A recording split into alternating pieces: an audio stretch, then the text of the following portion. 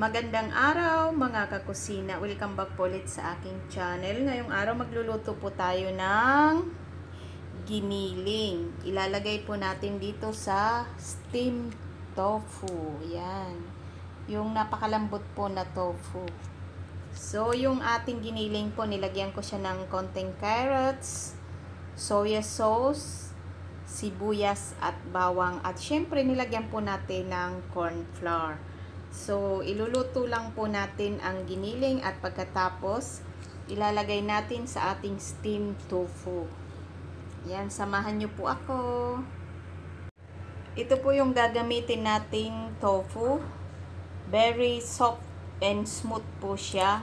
Alam nyo po ba na kailangan natin itong butasan sa magkakabilang side para po buo siyang matanggal natin dito sa kanyang lalagyan.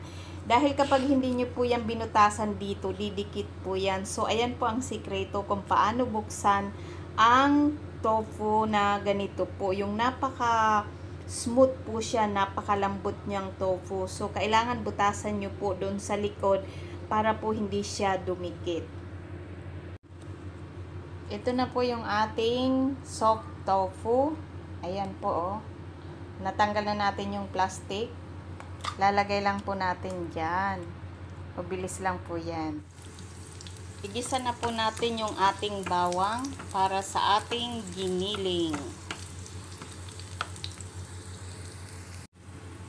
Ayan po, brown na yung ating bawang. At ang bango na, ilalagay na po natin yung ating giniling.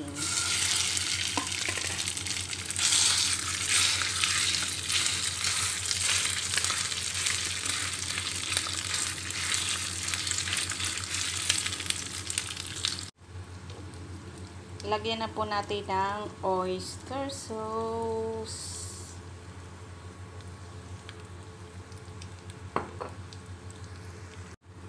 At lalagyan po natin ng black soy sauce.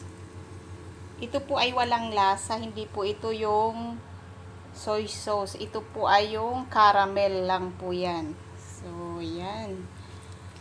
Igigisa lang po natin.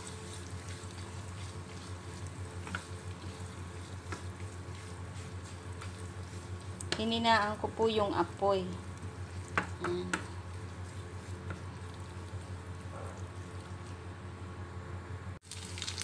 Lagyan na po natin ng water.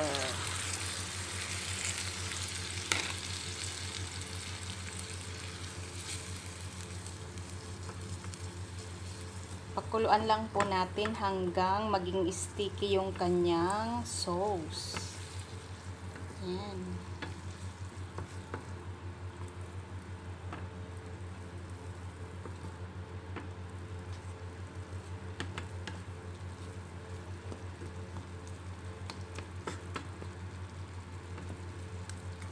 Yan po ang ilalagay natin sa ating steam tofu.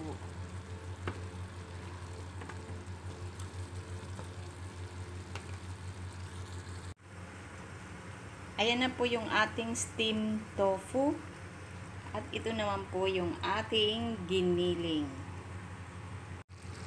Ayan po, luto na yung ating giniling. Lalagyan po natin siya ng konting asukal.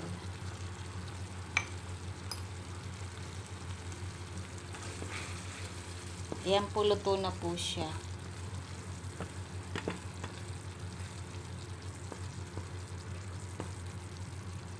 Ayan, luto na po. Ilalagay na rin po natin yung ating giniling sa ating steam tofu. Ganyan lang po yan.